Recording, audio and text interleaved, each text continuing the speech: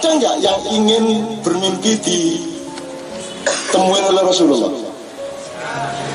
Hampir semua.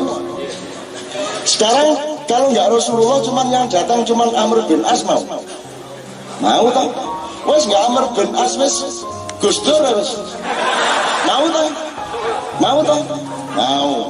Jangan nggak usah Gus Dur, Mbah Surip wes, alhamdulillah wes. Mbah Surip wes. Ditemani Mbah Surip seneng tak Mas?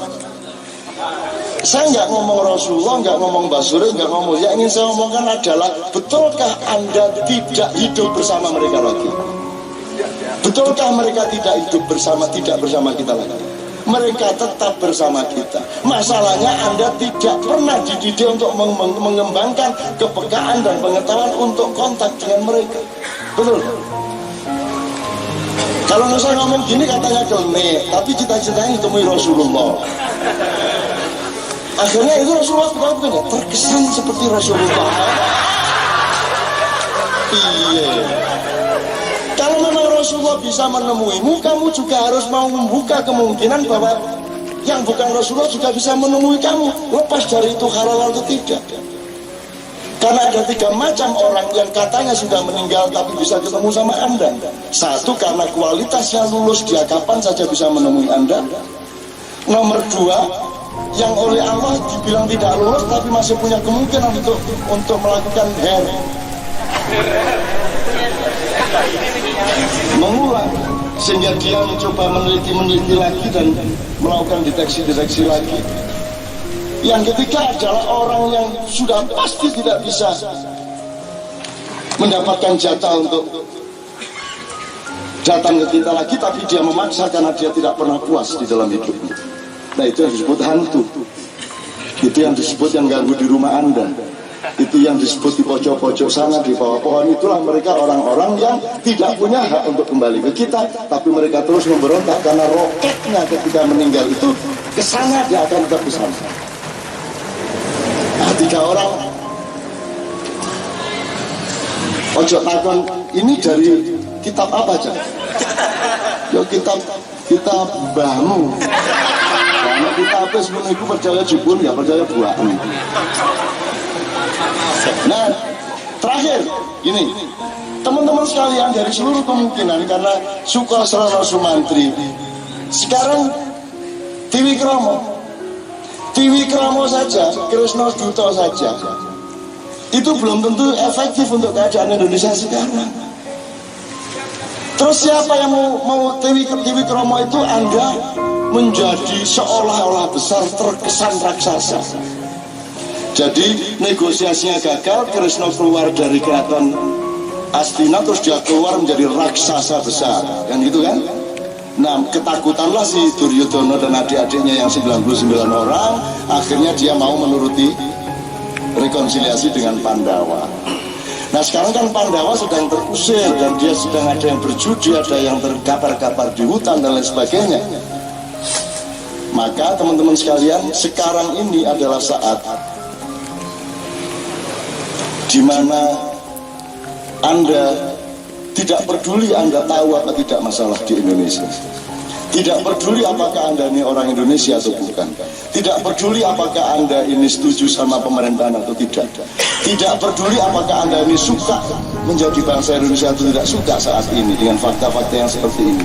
Tidak peduli apapun perasaan Anda dan pendapat Anda. Tapi ada satu yang pasti. Sekarang ini Anda harus merenung dan siap mengambil keputusan-keputusan yang mendasar dalam hidup Anda. Jangan lewat waktu. Apa itu masalah keluargamu, masalah dirimu, masalah bangsamu, tapi sekarang adalah saat di mana harus menyiapkan diri untuk mengambil keputusan-keputusan mendasar. This is about a time. 28, 29 marriage. Ya. Jadi jangan ada, ini sekarang big deal. Your life is a real big deal sekarang ini. Pikirkan kembali semua urusanmu dan jangan sekilas-sekilas. Sekarang ini Anda harus mengambil keputusan. Ya, keputusan Anda boleh salah, boleh tidak salah. Tidak penting apakah itu efektif atau tidak, tapi Anda harus jujur dan tegas kepada urusanmu. Itu masalahnya.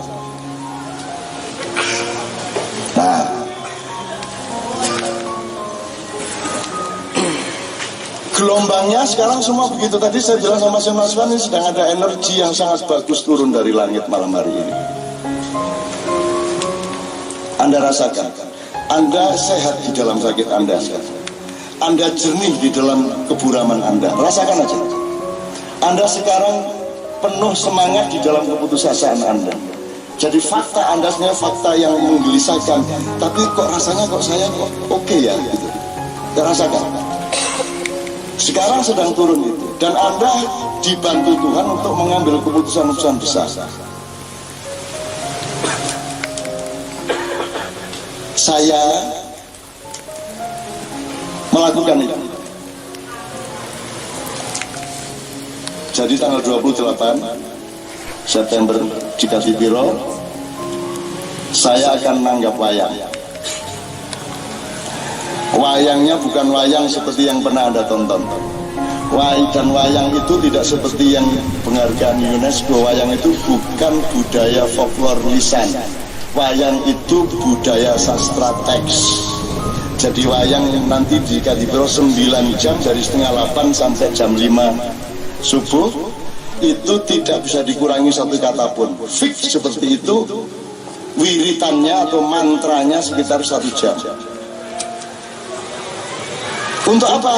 Loh kok Cak Nun kok wayangan? Saya diperintah Allah untuk menjadi manusia Jawa. Saya tidak berani membantah.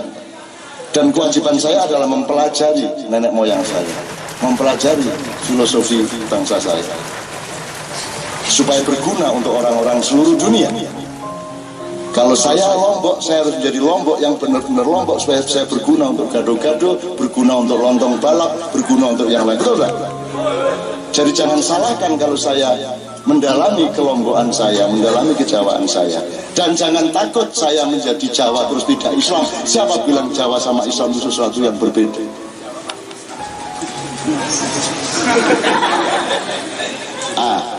Wayang itu 9 jam. Yang saya ambil adalah lakon yang belum pernah dipentaskan oleh siapapun, yaitu Seno Suci. Bukan Bimo Suci. Seno Suci. Loh, untuk apa wayangan? Loh, ini sama dengan kalau NU Istighosah. Kok ruwet sampean? Sama dengan sampean silo esok-esok ala Gusti Allah utang kula mboten saged mbayar. Ayo padha karo iku. Niatnya cuma itu. Jangan ngomong klenik ya, jangan ada yang ngomong klenik. Kecuali Anda bisa menjelaskan kepada saya apa kata klenik itu. Apa artinya klenik? Who can explain that? 29 my age. I am from the birthday of Jombang. Apa artinya klenik? Klenik itu apa artinya? Terangkan secara epistemologis. Ayo siapa? Itu bahasa Jawa, bahasa Kawi, Sanskerta modern, Sanskerta kuno, Arab, Urdu, Swahili, Latin. Bahasa mana itu klenik? Kenapa kamu selalu keluar dari mulutmu kata yang kamu sendiri tidak pernah mengerti? Kamu harus belajar kepada kita untuk mengerti kata klenik. Jadi jangan tuduh-tuduh orang klenik dulu. Klenik tidak klenik, letaknya tidak pada bendanya dan peristiwanya, tetapi dalam cara berpikir dan niat di hatinya. Betul enggak? Sak kace bawa menyan semua ngobong, bul boleh enggak? Boleh ngobong menyan gak oleh. Sehingga orang ngomong dasmu ini. Yang enggak boleh. Ngobong menyan kok enggak boleh. Menghormati bendera boleh enggak? Loh ngene tok gak oleh lho. Yang nggak boleh itu menuhankan bendera. Neng masa menuhankan jere? Ini kan menghormati kesepakatan nasional bahwa kita ini berjamaah sebagai satu bangsa gitu loh. Bukan benderanya, bukan kainnya. Masa kita menghormati kain? Emang kamu haji tawaf itu menyembah Ka'bah? Kan enggak. Kamu cium Hajar Aswad karena kamu menyembah Hajar Aswad. Karena kamu seneng nyium batu, ngapain jauh-jauh ke Mekah seneng nyium batu? Cari di sungai di belakang rumah. Ambu ono benisuk. Ulet-uletan ngono. Jadi banyak orang yang pikirannya tidak bisa jalan. tidak mengerti bahwa sepak bola itu permainan gitu loh Mas. Allah mengatakan innamal hayatud dunya illa laibun walahun. Jadi permainan itu enggak apa-apa asal jujur dan serius. Kalau diurusin benar sepak bola itu kan ya permainan. Namanya juga permainan, jangan dituntut dengan parameter yang bukan permainan. Ini kan dulu sudah saya pernah bilang, si Beben ini kan juara Asia ini waktu umur 16 tahun. Bulu tangkis. Nah saya itu jago bulu tangkis sampai umur 13 tahun. Setelah itu saya tidak mau lagi main bulu tangkis karena sampai saya anggap itu bukan olahraga, itu penganiayaan. Lah ya apa? Saya lari ke sana gara-gara dia kasih top ke sana. Terpaksa saya ke sana. Dia lock, saya terpaksa begini. Wah begini. Kamu memaksa saya kamu ya? Saya ini mau olahraga. Kamu nyuruh saya lari ke sana terus main netting gini. Semau-mau saya, mau netting, mau lock, mau apa, kamu yang ngatur saya. Nggak mau, akhirnya saya main bulu tangkis kan gitu. Loh, jadi ngerti ya bedanya permainan sama. Jadi kalau orang nggak ngerti umpan papan, nggak ngerti makom, tidak mengerti tempatnya, itu sama dengan orang mengukur airmu berapa meter. Dari apa banyu kok berapa meter? Ya berapa liter nak banyu? Kan gitu. Banyak loh orang yang nggak ngerti bedanya satuan-satuan. Nah sepak bola itu jangan dimarahi. Nggak ada nabi yang main bola, tapi nggak apa-apa main bola. Meskipun lucu, nabi-nabi yang ya cekikian. Nabi Musa itu loh. Nabi Musa itu badannya kecil tapi atos kayak kecil gitu, kayak ini si kafir liberal ini kecil. Sehingga dia ditakuti. Nabi Musa itu kecil tapi kok hebat melawan Fir'aun, sehingga ditakuti oleh Raja Arkia pada waktu itu. Terus Raja Arkia gimana ya caranya supaya bisa merayu ada seorang sakti Mondrogun namanya Resi Baluma. Resi Baluma ini yang bisa kira-kira bisa mengalahkan Nabi Musa. Nah Baluma ini mendatangi oleh 6 orang yang membawa emas berkilo-kilogram, permata, berlian segala macam. Kalau kamu mau kamu diminta untuk menolong Raja Arkia, kamu dikasih hadiah ini. Si Baluma dia bilang, loh saya pertapa, saya tidak butuh dunia. Ya, terus 6 orang ini kalau tidak berhasil merayu Resi Baluma, dia akan pulang dipenggal kepalanya oleh Raja Arkia, gitu kan? Maka dia kemudian cari cara, dia temuin istrinya Resi Baluma. Istrinya seneng dikasih emas permata segitu banyak. Terus Balumanya ngeliat bisa dikasih, bilang gini, ya tapi saya memang dari dulu ngajak istri saya itu sengsara terus. Ya sudah enggak apa-apa lah, sekali-sekali dia supaya seneng. Nah kalimat dia itu membuat dia batal pertapaannya, sehingga iman dan ilmunya Resi Baluma ini oleh Tuhan dimasukkan ke anjing yang namanya Kitmir atau Ar-Rokim, dan anjing itulah yang menjaga Ashabul Kahfi, karena Ashabul Kahfi adalah 6 orang ini tadi. Menurut ceritanya saya kan waktu itu ngawal, saya sudah kasih tahu Resi Baluma sebelum sampean, sebelum. Tapi saya nggak menyangka bahwa 6 orang ini akan menemui istrinya, itu saya kecoloknya.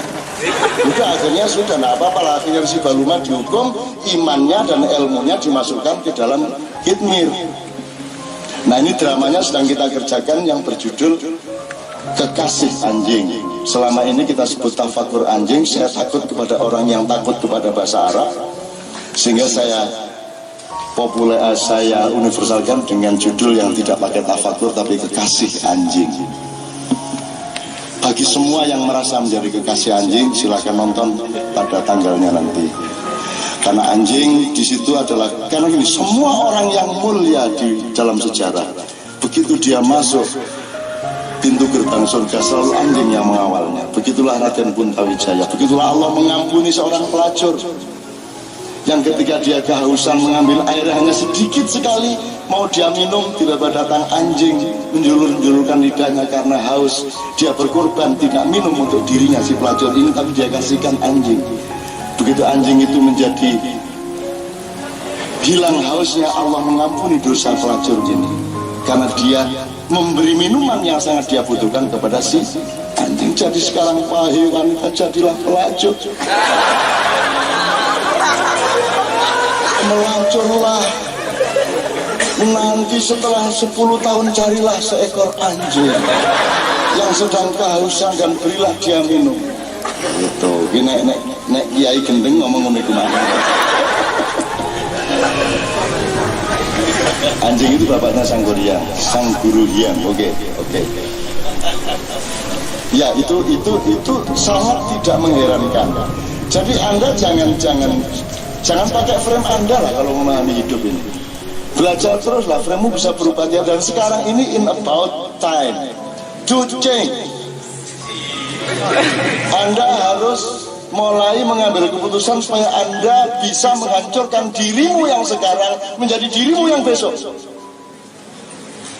Relakan beras. Gak apa-apa kehilangan beras karena jadi nasi. Gitu loh. Yang disebut yaumul qiyamah itu adalah kehancuran beras, kebangkitan nasi. Banyak orang takut kehilangan beras, maka tidak pernah dapat nasi. Ngerti ya? Sederhana sekali. Banyak orang takut kehilangan beras, akhirnya tidak pernah dapat nasi. Jadi Anda jangan takut, yang namanya ruwatan dalam bahasa itu artinya penghancuran, tahluka dalam bahasa Al-Quran. Penghancuran.